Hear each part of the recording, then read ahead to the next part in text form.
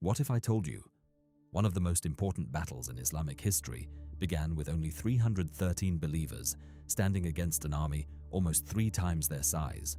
No grand weapons, no equal numbers, no worldly advantage, just faith, fear, and a moment that would decide the future of Islam.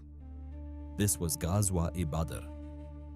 The Muslims had left Medina with little expectation of a major war.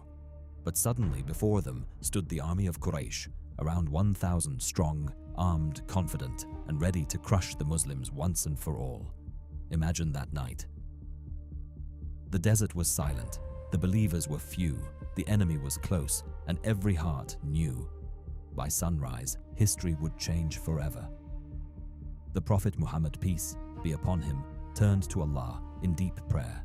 He raised his hands and begged for victory, saying that if this small group was destroyed, Allah would no longer be worshipped on earth in this way.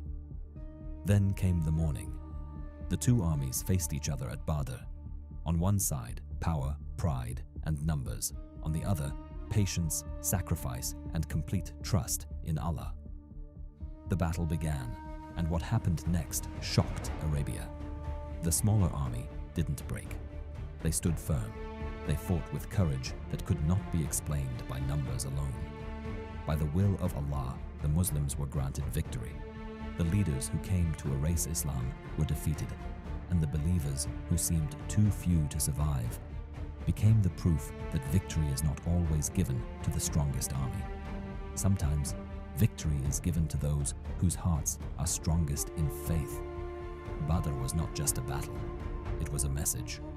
When the world sees weakness, Allah can place strength.